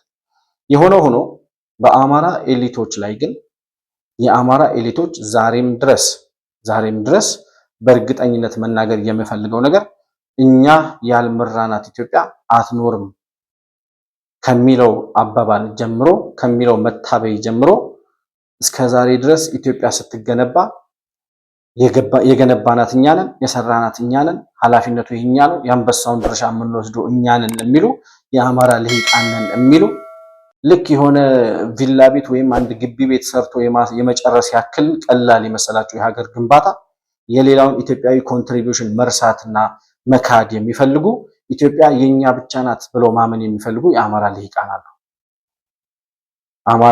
የአማራ ህዝብ አሁን በብሔርተኝነት በሽታ የተለከፉ የአማራ ነፃ አውጪዎች ነን የሚሉ ልጆች የተፈለፈሉት ከእንደዚህ አይነቱ የደናቁርት አመለካከት የወጣ ትውልድ ስለመጣ ነው። የአማራ ህዝብ በኢትዮጵያዊነቱ እየኖረ በነበረበት ጊዜ ኢትዮጵያ እንደ ኢትዮጵያ እንድትኖር ከሌላው ኢትዮጵያዊ ወንድሞችና እህቶቹ ጋር በጋራ ሆኖ የአማራ ህዝብ ለሀገሩ ደምና አጥንቱን ከፍሎ ሀገር አስቀጥሏል። አሁን ግን በወያኔ ትብታብ ውስጥ በወያኔ ወጥመድ ውስጥ የገቡት የብሔርተኝነት አቀንቃኞች የአማራን ህዝብ ወደ ዘርና ወደ ብሔር ማንነት አውርደው ከዛ ሲቀጥል አሁን ያለው የኦሮሞ መንግስት ነው፣ የኦሮሞ መንግስት ደግሞ እኛን ሊመራን አይችልም የሚሉ ደናቁርት እንዲፈጠሩ አድርጓል። እና በቅርቡ ጠቅላይ ሚኒስትር ዶክተር አብይ አህመድ ወደ አማራ ክልል ባህር ዳር ከተማ ሄደው ነበር።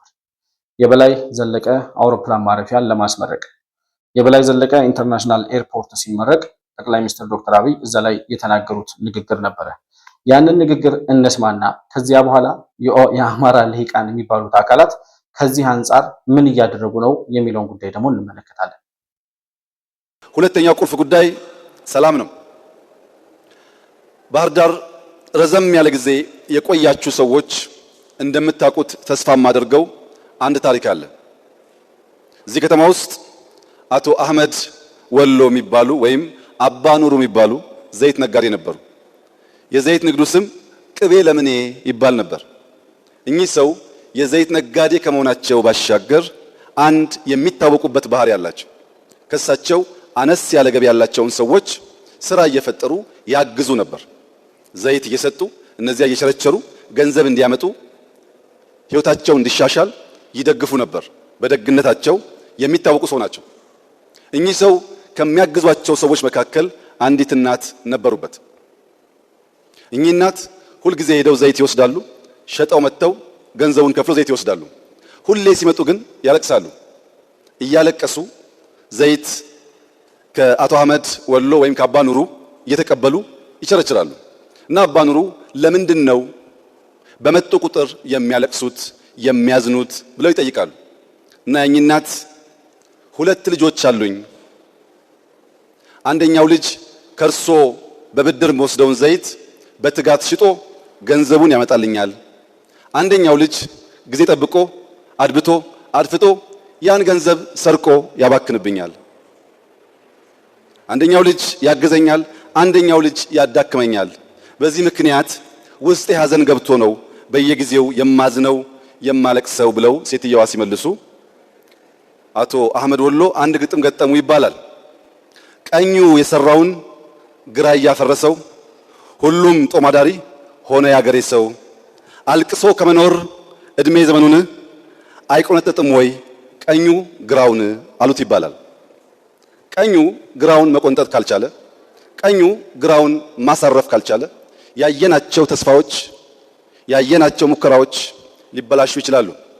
ጊዜ አይለፍብን፣ ዘመን አይለፍብን። እድል ስናገኝ እንጠቀምበት፣ እድል ስናገኝ ልማት እንስራበት።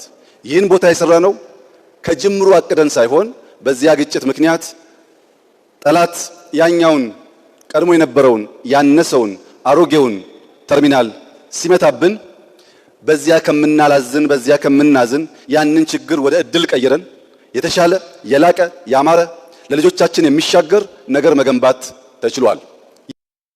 አብቹ ሲናገር እንደሰማችሁት በምሳሌያዊ አነጋገር ወይም በግጥም አድርጎ ነው ያቀረበው። እንግዲህ አሁን ያለውን አማራ ክልል ላይ ያለውን ችግር የገለጸበት አንድ አባት በድሮ ጊዜ ይኖሩ የነበሩ የባህር ዳር ኗሪ የነበሩ አባት የተናገሩትን ንግግር ነው የገለጸው እና ቀኙ የሰራውን ግራ እያፈረሰው ሁሉም ጦማዳሪ ሆነ ያገሬ ሰው፣ አልቅሶ ከመኖር እድሜ ዘመኑን አይቆነጥጥም ወይ ቀኙ ግራውን ብሎ ተናግረው ነበር አለ። አሁን ቀኙ ግራውን እየቆነጠጠ ነው ወይ አማራ ክልል? አማራ ክልል ላይ ያለው ማህበረሰብ የእውነት አሁን ዘረኝነትን ተጸይፏል ወይ? ተረኝነት አለ አሁን ያለው የኦሮሞ ተረኝነት ነው ብሎ የሚያቀነቅኑ የአማራ ልሂቃን የሚፈልጉት ነገር ምንድነው? የእውነት ተረኝነት አለ ወይስ የለም የሚለውን ጥያቄ በሌላ ፕሮግራም በደንብ የምንዳሰሰው ሆኖ ነገር ግን በሚታየው ሁኔታ አሁን ባለበት ሁኔታ ቢያንስ በመሪዎቹ በጠቅላይ ሚኒስትር ዶክተር አብይ አህመድ ቢያንስ የሚነሳው አጀንዳ ኢትዮጵያዊነት ነው። የዘረኝነት አመለካከት ያላቸው ከዛ ውስጥ በመንግስት ቢሮክራሲ ውስጥ ሆነው የራሳቸውን ዓላማ ማስፈጸም የሚፈልጉ ሰዎች አሉ የሉም? አሉ። እነዛ ሰዎች ግን በሂደት የኢትዮጵያዊነት መሰረት እየተገነባ ሁሉም ኢትዮጵያዊ በኢትዮጵያዊነቱ እያመነ ሲመጣ የሚጠፋ የሂደት ጉዳይ ነው። ስለዚህ ይህንን ነገር ተረድቶ ቢያንስ የመንግስት አቅጣጫ ወዴት ነው? ወደ ብሔርተኝነት የሚያደላ ነው ወደ ኦሮሞነት የሚያደላ መንግስት ነው ያለው አሁን? የብሔርተኝነት አጀንዳን የሚያቀነቅን ነው ያለው ወይስ ወደ ኢትዮጵያዊነት መሄድ የሚፈልግ መሪና መንግስት ነው ያለው አሁን የሚለውን ጉዳይ ማንም አይኑን ጨፍኖ ማዳመጥ ብቻ የሚችል ሰው የሚያውቀው ሀቅ። ይህንን ሀቅ ማወቅ ያልፈለጉ ግን የአማራ ልሂቃንን የሚሉ ሰዎች አሁን የመጣው መንግስት የኦሮሞ መንግስት ነው፣ ልክ ኦሮሞ ሀገር መምራት እንደማይችል፣ ኦሮሞ ሀገር መለወጥ እንደማይችል፣ አማራ ብቻ የሀገር የንጉስነት የንግስና የስልጣን ባለቤት መሆን ያለበት አማራ ብቻ ነው ብለው የሚያምኑ፣ ሌላው ኢትዮጵያዊ ከታች ሆኖ መገዛት አለበት፣ ገዢዎቹ እኛ መሆን አለብን ብለው የሚያስቡ የአማራ ልሂቃን አሉ የሉም? አሁን አማራ ክልል ሰላም ነው የሚወራው? አሁን አማራ ክልል የእውነት በሀገራዊ ምክክር ኮሚሽኑ ላይ እምነት አለው? የአማራ ክልል ስል ልሂቃንን የሚሉትን ሰዎች ማለት ነው። እናቃለን የሚሉት ስለ ፖለቲካ እናቃለን፣ ስለ ሀገረ መንግስት እናቃለን፣ ኢትዮጵያን የገነባ ነው እኛንን፣ የሰውነት ውሃ ልክ አማራ ነው ስለሚሉት የአማራ ልሂቃንን ባዮች ኢትዮጵያን በጋራ ስለመገንባት ሁሉም ኢትዮጵያዊ ለኢትዮጵያ እኩል ነው ብለው የሚያምኑ ናቸው። ታዲያ ለምንድን ነው የትጥቅ ትግል እየተደረገ ያለው? የትኛው የመብት ጉዳይ ተነፍጎ ነው የአማራ ህዝብ? ወያኔ ሰጥቶት የነበረ አሁን ያለው የብልጽግና መንግስት የከለከለው መብትና ነፃነት የትኛው ነው? ከአማራ ህዝብ ምንድን ነው የተነፈገው? አዲስ አበባ እንዳይገቡ ተከለከሉ ብለው ጎጃምና ጎንደር መሄድ ብርቅ ያደረጉት ታጋይነን ነፃ አውጪ ነን ባዮች ይዘውት የተነሱት የአማራ ህዝብ ጥያቄ ምንድን ነው? ለምን እንካካዳለን? ኦሮሞን የሚንቁ ኦሮሞ ሀገር መምራት አይችልም የሚሉ ትግሬ ባንዳ ብቻ እንደሆነ የሚያምኑ ለገዥነት የተፈጠረው አማራ ብቻ ነው ብለው የሚያስቡ የአማራ ልሂቃንን የሚሉ ሰዎች የሉ? እነሱ ናቸው ሀገር እያመሱ ያሉት ዛሬ። እነሱ ናቸው የብሔርተኝነት ንቅናቄ እንቅስቃሴ በብሔር ደረጃ የአማራ ህዝብ ወርዶ ዝቅ ብሎ እንዲርመጠመጥ እየታገሉ ያሉት እነሱ ናቸው።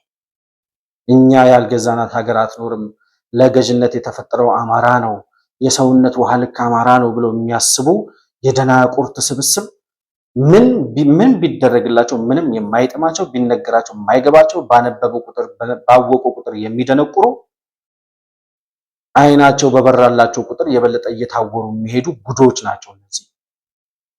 የሰው ልጅ በአንድ ሀገር ውስጥ የሚኖር 85 እና ከዛ በላይ ብሔር ብሔረሰብ ያለበትን ሀገር እኔ ብቻ ካልገዛኋት ብሎ የሚያስብ ጭንቅላት እንዴት ነው የሚፈጠረው እንዴ?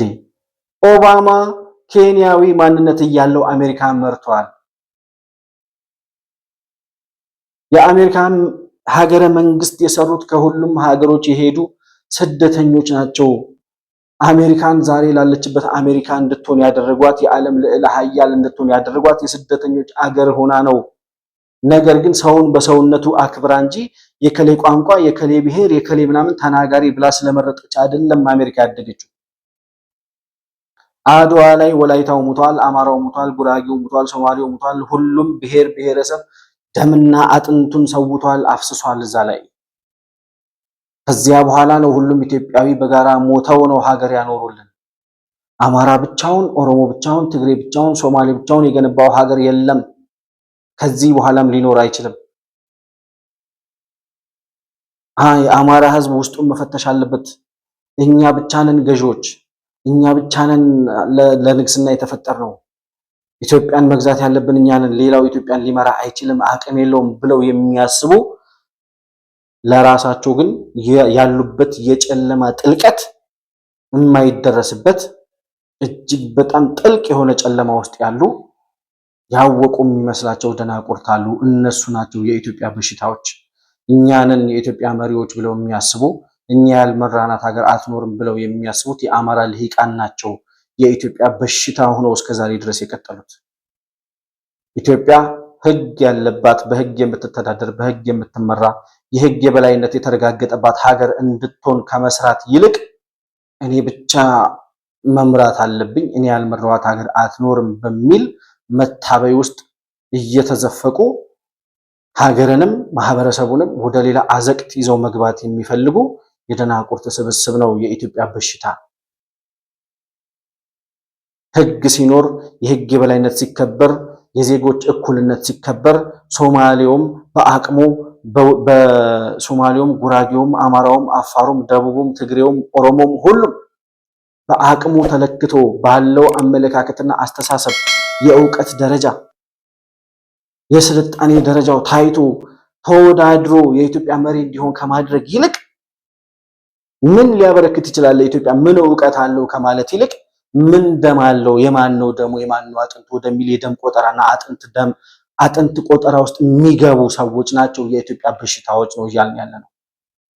እኛ የምንፈልገው እንደ 21ኛው ክፍለ ዘመን በጭንቅላቱ የሚያስብ ማሰብ የሚችል ማገናዘብ የሚችል በእውቀት የተመሰረተ መንግስትና መሪ እንዲኖር እንጂ የከሌ ብሔር፣ የከሌ ዞር፣ የከሌ ዘር፣ የከሌ ቋንቋ ተናጋሪ እየተባለ እንደገና ሀገር እየታመሰች እንድትቀጥል የምናደርግበት እድል የለም።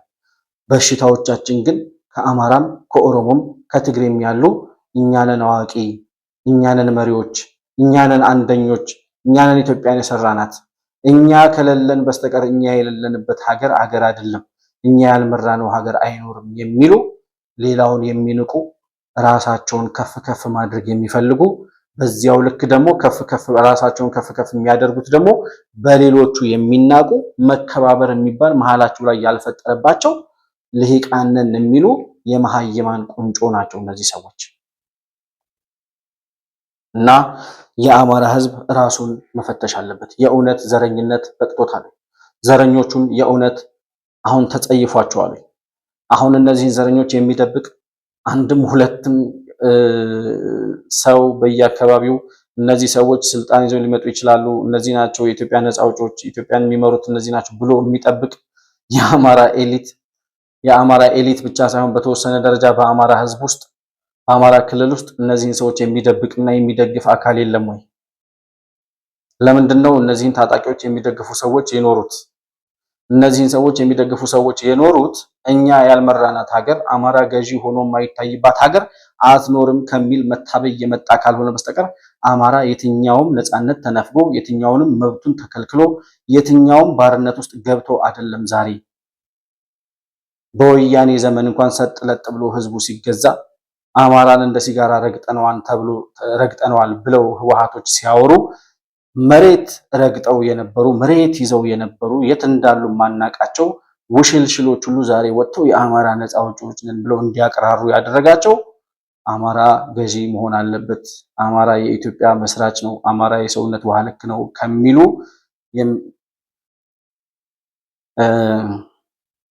መታበይና ራስን ከፍ ከፍ የማድረግ አባዜ የተጠናወታቸው አላስፈላጊ ቃላት ስለሚያናግሩ ለተወብይ እና መታበይ ውስጥ ያሉ የአማራ ልሂቃንና አንዳንድ ተከታዮቻቸው አሉ። እነሱ ናቸው የኢትዮጵያ በሽታዎች። ሁሉም ኢትዮጵያዊ በኢትዮጵያ ጥላ ስር እኩል ነው። ሁሉም ኢትዮጵያዊ በህግ ስር እኩል ነው። ሁሉም ኢትዮጵያዊ አቅምና ስልጣኑ ችሎታው እስካለው ድረስ አቅምና እውቀቱ ችሎታው እስካለው ድረስ ስልጣን ይዞ የመምራት መብት ሊሰጠው ይገባል የሚል አመለካከት በሁሉም ኢትዮጵያዊ ውስጥ እንዲሰርጽ ማድረግ ካልቻለ በስተቀር አማራ ብዙ ስለሆነ፣ ኦሮሞ በቁጥር ስለሚበዛ፣ ትግሬ ትቢተኛ ስለሆነ ምናምን ስለሆነ ስልጣን ይሰጠው የሚባልበት ጊዜ አክትሟል። የለም። 4 ነጥብ። ወደ ትግራይ ኤሊቶች እንምጣ። የትግራይ ኤሊቶች በእኛ ዘመን እንኳን አሁን በእኛ ትውልድ እንኳን አሁን 5ኛ 6ኛ ዙር ጦርነት እያወጁ በህወሓት ዘመን ብቻ ህወሓት 50 ዓመት ሙሉ ትግራይን ጨምድዶ ይዞ ኢትዮጵያን ለ27 ዓመት ያክል አስተዳድሮ አሁን ደግሞ ከስልጣን ከወረደ በኋላ ለ8 ዓመታት በጦርነት አባዜ ውስጥ እየተመላለስን እንድንዘፈቅ እያደረገን ያለ ለምን ሲባል እኛ ያልመራናት ሀገር አትኖርም። ጭራሽ እኮ ትግራይ ያሉበት ቦታ ስትራቴጂካዊ ቦታ ሆኖ ሁልጊዜ ጦርነት ሲመጣ በዛ በኩል ስለሚመጣ የባህር በራችን በዛ በኩል ስለሆነ ጠላት የሚመጣው በባህር በር በኩል ስለሆነ እንደ አጋጣሚም ሆኖ ደግሞ ከዛ አካባቢ ብዙ ባንዳዎች ከጠላት ጋር አብረው የሚሰሩ ባንዳዎች የሚፈለፈሉበት ቦታ ስለሆነ እና ሉላ አባነጋ የተወለዱበትን ያህል ህወሓት የሚባል የባንዳዎች ቁንጮ የተፈጠረበትም አካባቢ ስለሆነ በዛ በኩል የአክሱም ዘመነ መንግስት ስልጣኔ የነበረው በዛ መስመር ስለነበረ ከዛ ጋር ተያይዞ እውቅና አግኝተው በኢትዮጵያ ፖለቲካ ላይ ኢትዮጵያን በመስራት ደረጃ የበኩላቸውን አስተዋጽኦ አበርክተዋል እንደማንኛውም ኢትዮጵያዊ። ከዛ በተረፈ የትግራይ ህዝብ ከየትኛው በልጦ ከሶማሌው እንዴት በልጦ ከወላይታውና ከሲዳማው በቁጥር እንዴት በልጦ ነው የኢትዮጵያ ፖለቲካ ላይ እንደዚህ በበላይነት የመጫወት ሚና ያገኘው? ማን ስለሆናችሁ ነው እናንተ ኢትዮጵያን እኛ ካልመራናት አትኖርም ብላችሁ የምትፎክሩት? ትንሽ መሆናችሁን ታውቃላችሁ ወይ? ከኢትዮጵያ ህዝብ ቁጥር አንጻር የትግራይ ህዝብ ትንሽ እንደሆነ ታውቃላችሁ ወይ? ትግራይ የምትባለው ሀገር ቁራጭ ሀገር መሆኗን ታውቃላችሁ ወይ? ክልል ማለት ነው። እንደማንኛውም ኢትዮጵያዊ እንደ ሶማሌ ክልል፣ እንደ ሲዳማ፣ እንደ ወላይታ፣ እንደማንኛውም አካባቢ ህዝብ በኢትዮጵያዊነትህ በእኩልነት የሚገባህን ጥያቄ ትጠይቃለህ እንጂ ጭራሽ አልፈህ አማራና ኦሮሞ ምናምን በቁጥር በጣም ግዙፍ የሆኑ ህዝቦች ባሉበት ሀገር ላይ ከሶማሌው ጋር እኩል ሆኖ ከወላይታው ጋር በቁጥር ሊስተካከል የሚችለው የትግራይ ህዝብ ኢትዮጵያን እኔ ካልመራው ትጠፋለች። እነዚህ ሶስት ሰዎች ናቸው። እነዚህ ሶስት ልሂቃን ናቸው የኢትዮጵያ በሽታዎች የምላቸው ይሄ ነው። ከሲዳማ ሰምተን አናቅም። ከወላይታ እኔ ካልመራው ኢትዮጵያ ትፍረስ የሚል ሰምተን አናቅም። ከቤንሻንጉልም ከጋምቤላም እንደዚህ አይነት እብሪተኞች ሲፈጠሩ ሰምተን አናቅም። ጠላት ተወረረ ሲባል ከሁሉም ኢትዮጵያዊ ዘምቶ ነው ኢትዮጵያዊ ሀገሩን ያቆየው። ሁሉም ኢትዮጵያዊ ሞቶ ደምና አጥንቱን ገብሮ ጠላትን አባሮ ከተመለሰ በኋላ ወደ እርሻው ነው የሚሄደው። ሌላው እናንተ ማን ስለሆናችሁ ነው? አብቹ አንድ ጊዜ ሲናገር የሆነ ፕሮግራም ላይ ሲናገር አሁንም ህወሓቶች አላረፉም፣ ለሰባተኛ ጊዜ ሌላ ችግር ለመፍጠር እየሞከሩ ነው ይላል። አሁንም ቲፒኤልኤፍ አላረፈም። አሁንም ቲፒኤልኤፍ በግራ በቀኝ ሊነካካን ይፈልጋል። ለሰባተኛ ስህተት የሚጓዘው ቲፒኤልኤፍ በፍጹም ድል ማግኘት የማይችል እንኳ ቢሆን በወጣቶች የትግራይ ልጆች ላይ በህይወት የመቀጠፍ የመቁሰል አደጋ የሚያስከትል ስለሆነ ሰባተኛው ስህተቱ መስመር ስቶ ሳይሄድ መማር የሚችልበት እድል መፍጠር የራሱ ቢሆንም እንኳ እንደ ባላንጣ አትንኩን፣ እረፉ ለማለት እወዳለሁ። የነካካችሁን እንደሆነ በተለመደው መንገድ የከፋ ቅጣት ይደርስባችኋልና ትናንት እንኳን ክስ አቋርጠን እስረኞች ይውጡ ስንል የቲፒኤልኤፍ ጀሌዎች ከፊሉ የአማራ አካውንት ከፊሉ የኦሮሞ አካውንት በመክፈት በሚመስል አካውንት በመክፈት እኛን ለማባላት ሳይተኙ አድረዋል። አማራን መስለው ኦሮሞን መስለው ብዙ ጥረት አድርገዋል። በእርግጥ አማራና ኦሮሞ በትናንሽ ጉዳይ የመኳረፍ ባህሪ ያላቸው በንግግር ሊስተካከል የሚገባው ነገር ግን ኢትዮጵያ ስትነካ ሁሉ አጀንዳዎቻቸውን ወደ ኋላ ጥለው በጋራ በአንድ ጉድጓድ ሞተው የኢትዮጵያን ነጻነት እንደሚያጸኑ ባለፉት ጥቂት ወራት ከማንም በላይ ቲፒኤልኤፍ ትምህርት ወስዷል። አሁን በእኛ ዘመን እንኳን ወያኔ ለሰባተኛ ዙር ችግር ለመፍጠር እየሰራ አሁን ከለውጡ ወዲህ እንኳን አራተኛ ዙር አምስተኛ ዙር ጦርነት ለማስነሳት እየሞከረ ነው ያለው። ሸረሪና ላይ መጥቶ በቀደም ተከትክቶ ተመለሰ። በጸለምት በኩል ሞክረው ነበር። እንግዲህ የጸለምቱና የሸረሪናውን ስንደምረው ወደ 8/9ኛ ጊዜ ችግር እየፈጠረ ነው ያለው ማለት ነው። ጥያቄያችሁ ምንድነው ብትሏቸው እኛ ያልመራናት ኢትዮጵያ ትፈርሳለች። ማን ስለሆናችሁ? ምን ስለሆናችሁ? እድልና አጋጣሚ ፈቅዶላችሁ ምዕራባውያን አግዘዋችሁ የኢትዮጵያ መንግስት ደርግ የሚባል መንግስት በራሱ ላይ ባፈነዳው ፈንጂ ራሱን ሲያጠፋ መጣችሁ በእነ አሜሪካ ድጋፍ ስልጣን ስለያዛችሁ እንጂ ከዛ ውጪ ምን አቅም ኖሯችሁ ከሌላው ኢትዮጵያዊ የተለየ ምን አይነት ስልጣን፣ ምን አይነት ፕራዮሪቲ፣ ምን አይነት ፕሪቪሌጅ ተሰጥቷችሁ ነው እናንተ ከሶማሌው፣ ከወላይታው፣ ከሌላው፣ ከአማራው፣ ከኦሮሞ ተለይታችሁ እናንተ ብቻ መሪ የምትሆኑባት ኢትዮጵያ እንዴት ነው ልትፈጠር የቻለችው? እንዴት ነው እንደዛ ልታስቡ የቻላችሁት? ማንነታችሁን ረስታችሁት ነው ወይ? ማለቴ ዲሞክራሲያዊ ሀገር የምትባለው አሜሪካ ዲሞክራሲያዊ የምትባለው ሁሉም ኢትዮጵያውያን በእኩልነት የሚተዳደሩባት ሀገር ስለሆነች በእኩልነት ማለት ወላይታው፣ ሲዳማው፣ ኦሮሞው፣ አማራው፣ አፋሩ፣ ጉራጌው ሁሉም በቁጥሩ ልክ ለሀገሩ ባበረከተው አስተዋጽኦ ልክ የሚገባውን ወንበርና የሚገባውን ስልጣን አግኝቶ በሚገባው ልክ ውክልና ተሰጥቶት ለሀገሬ እኔም ኮንትሪቢዩሽን እያደረግኩ ነው እኔም ማስተዋጽኦ አለኝ ብሎ የሚያምንበትንና በዛም ደረጃ ሬኮግናይዝ ተደርጎ የሚኖርባት ዲሞክራሲያዊ ሀገር ትገነባለች እንጂ ከየትኛውም ብሔር የተለየ ቁጥር ሳይኖርህ ከየትኛውም ብሔር የተለየ አስተዋጽኦ ሳታበረክት አንተ እንደሌላው ኢትዮጵያዊ እኩል ኢትዮጵያዊ ሆነህ እያለ ላንተ የተለየ ፕሪቪሌጅ እና የበላይነት የሚሰጥህ ማን ነው? ለምንድን ነው ይህን ጥያቄ የምትጠይቀው? ማን ስለሆንክ ነው ይህን ጥያቄ የምትጠይቀው? ማን ስለሆንክ ነው 5 ሚሊዮን ሁነህ የ130 ሚሊዮን ህዝብ ሀገር የምታፈርሰው? ማን ነህ አንተ? እነማን ናችሁ እናንተ? አልበዛም ወይ? አልበዛም ወይ? እየተፈራራን እስከዛሬ ድረስ እንደዚህ እየተያየን ማን ሀገር ሊያፈርስ እንደሚፈልግ ማን በሀገር ላይ ቁማር እንደሚጫወት ማን በባንዳነት መለያ እንደሚታወቅ እያወቅን አልበዛም ወይ? ዝም እየተባባል መተላለፉ እንዴ?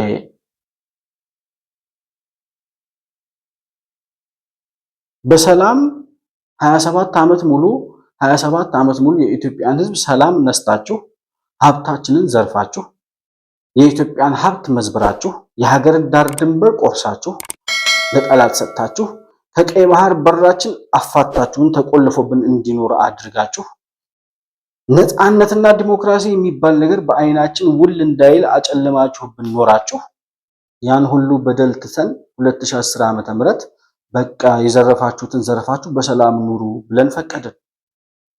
የተገደለውን የተሰቀለውን የተኮላሸውን የተሰደደውን የተገረፈውን ኢትዮጵያዊ ሳንቆጥር ለኢትዮጵያ ሲባል የተከፈለ ዋጋ ነው ብለን በይቅርታ ለመሻገር ሞከርን።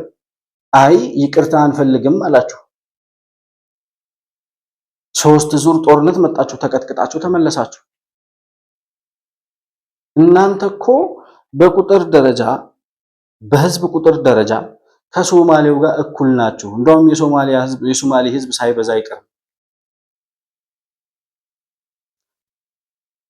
ብልጽግና ፓርቲ ሲመሰረት ህወሓት አልገባም ብልጽግና ውስጥ ያለው በቁመትህ ልክ ወንበር ይሰጣል ስለተባለ 5 ሚሊዮን ሆኖ የትግራይ ህዝብ 5 ሚሊዮን አሁን ህዝቡን አይደለም የተናገርኩ ያለው ኤሊቶቹ የትግራይ ህዝብ 5 ሚሊዮን ሆኖ ኢህአዴግ የሚባለውን ፓርቲ ሲመሰረቱ ግን 30 እና 40 ሚሊዮን ህዝብ ካላቸው ከኦሮሞና ከአማራ ህዝብ ጋር እኩል ወንበር ነበራቸው በስራ አስፈጻሚነት ደረጃ። 5 ሚሊዮን ሆነህ ከ40 ሚሊዮን ጋር እኩል ወንበር ይኑረኝ ስትል እንደ ህወሓት ደንቆሮ ትባላለህ ማለት ነው። አይ እኩል ሆኜ አልኖርም፣ የበላይነት ነው የለመድኩት፣ በህዝባዥነት ነው የለመድኩት፣ ዘራፊነት ነው የለመድኩት፣ ስለዚህ አሁንም በበላይ ሆኜ መመዝበርና መዝረፍ እፈልጋለሁ የምትል ከሆነ እንደዛ የምትፈቅደው ኢትዮጵያ ዛሬ የለችም። ከህወሓት ጋር አብራ ወደ መቃብር ወርዳለች። ያቺ ለህወሓት ብቻ የተመቸችው ኢትዮጵያ በዘረኝነት የተተበተበችውና በዘርና በቋንቋ በተደራጀ ፌዴራሊዝም ልትፈራረስ ተዘጋጅታ የነበረችው ኢትዮጵያ ከህወሓት ጋር አብራ ወደ መቃብር እየገባች ነው። ዛሬ ያቺ ሊያፈርሷት የነበረችው ታላቋ ኢትዮጵያ እናት ወደ ከፍታዋ እየሄደች ያለችው እና እናንተ ብቻችሁን መታችሁ 130 ሚሊዮን ህዝብ የሚኖርበትን ሀገር በበላይነት ተቆጣጥራችሁ ቁልፍ ቦታዎችን ሁሉ ይዛችሁ እናንተ ስትዘርፉ፣ እናንተ ስትበሉ፣ እናንተ ስትመዘብሩ ሌላው ኢትዮጵያዊ ተመልካቹ ነው የሚኖርባት ኢትዮጵያ አትኖርም። ከዚህ በኋላ አትጠራጠሩ። ለአንዴና ለመጨረሻ ጊዜ ተዘግቷል እሱ እና በሶስቱም ደረጃ ካያችሁ የኢትዮጵያ ችግሮች፣ የኢትዮጵያ እንቅፋቶች፣ የኢትዮጵያ ተግዳሮቶች እነዚህ 3 ብሔሮች ብቻ ናቸው። ሌላው ኢትዮጵያዊ ተናቅኩ፣ ተገፋው፣ ታሪክ ያልተጠቀሰም፣ ተበድያለሁ፣ ተጨቁኛለሁ ብሎ እንኳን ኢትዮጵያዊነቱን አልረሳም። በጣም የሚገርመኝ ነገር ይሄ ነው።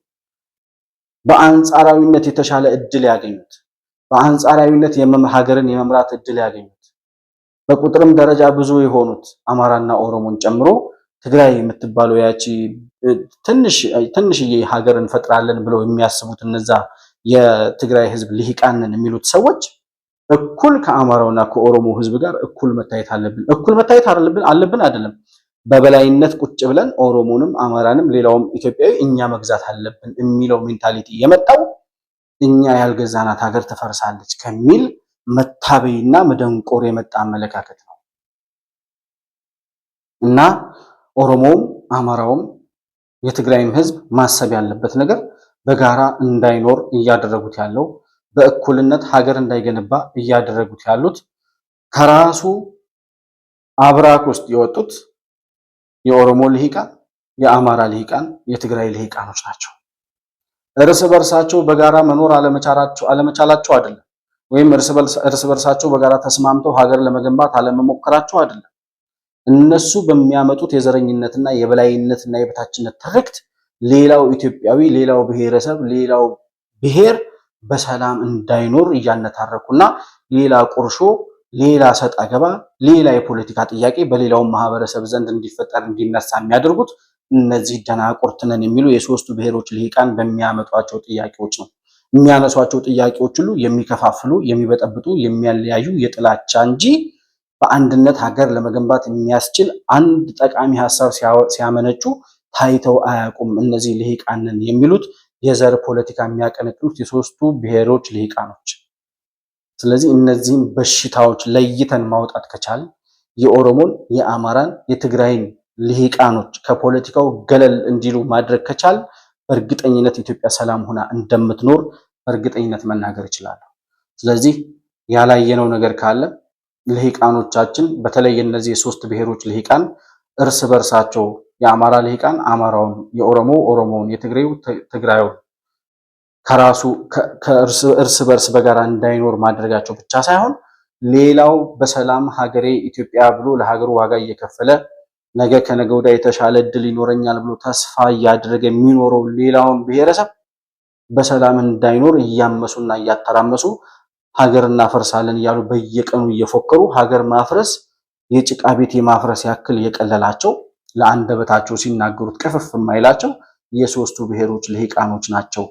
ከቤንሻንጉልም፣ ከአማራም፣ ከጉራጌም፣ ከሲዳማም፣ ከወላይታም ጥራልኝ፣ አንድ ሰው ጥራልኝ ኢትዮጵያ ትፍረስ የሚል ኢትዮጵያ ስትፈርስ ትታየኛለች የሚል አንድ ሰው ጥራልኝ። ከሶማሌ፣ ከጉራጌ፣ ከአፋር፣ ከወላይታ ከምናምን ብለህ ኢትዮጵያ ትፍረስ አትፍረስ እያሉ የሚነታረኩት የእነዚህ ሶስት ብሔሮች ልሂቃን ናቸው። አትፈርስም ኢትዮጵያ፣ የእናንተ ብቻ ሀገር አይደለችም። የ85 ብሔር ብሔረሰቦችና የ130 ሚሊዮን ህዝብ ሀገር ነች ኢትዮጵያ። አንተ ትፍረስ ስላልክ አትፈርስም፣ አንተ ትገንባ ስላልክ አትገነባም። የተገነባችው በሁሉም ኢትዮጵያዊ ጥያቄና በሁሉም ኢትዮጵያዊ ደምና አጥንት ተገንብታ ነው።